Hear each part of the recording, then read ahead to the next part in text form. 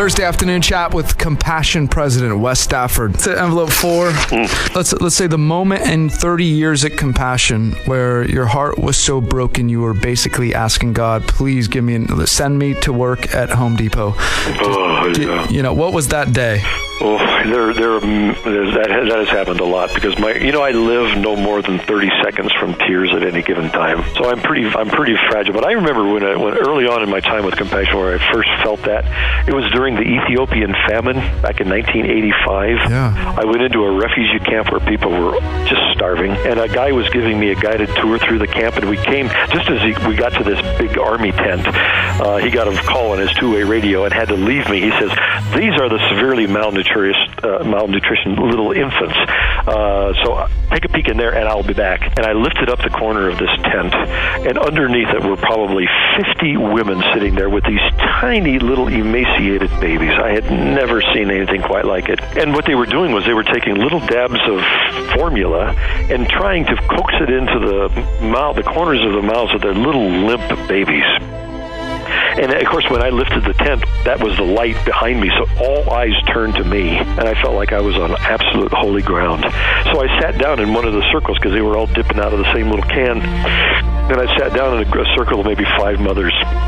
And one of the mothers, I don't know, she must have thought I was a doctor or something, or maybe just something different that might help, and she handed me her emaciated little baby. And I held this tiny little child. It didn't weigh anything at all. And I took a little dip of my finger in the formula, and the child was so listless that I couldn't hardly get this into her mouth. And I was like, "Please, sweetheart, please take this. Please live, please live." And all of a sudden, her head just flopped over to the side, and she died, Jayar, in my arms.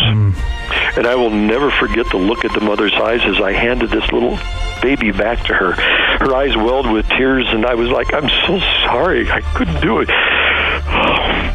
And as I stepped out and the tent flap fell, then the whole 50 women broke into wailing for that one little child.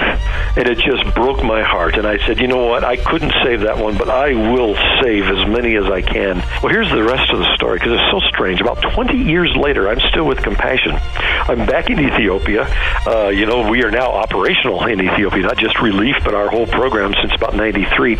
I was there for the leadership development graduation. These are kids that have grown up through Compassion's program now in university. And in the graduation ceremony of these brilliant kids, far smarter than I am, I was asked, "Would you wash the feet of one of these children to these young people to demonstrate servant leadership?" And I walked up to this young lady, and there was a basin at her feet. And when I looked into her face, I had this most uncanny feeling that I have seen this person before. And I realized that little baby who died in my arms would have been 20 years old. She would have been exactly the age of this young lady whose feet I was this college graduate who had left poverty behind. And as I washed her feet, I was washing that little baby's feet all over again. And I thought, you know what? My heart was as broken as it could be 20 years ago. Now it's as joyful as it can be, and God has let me be a part of the solution. But boy, 20 years ago, I didn't think my heart could take that kind of agony, and I was ready to quit. But oh, what joy to see when there's victory, when they survive and they reach their full God-given potential, which is, what we're all about. Right. Real. Comfortable. Jayar. Afternoons on the Joy FM. Where you go?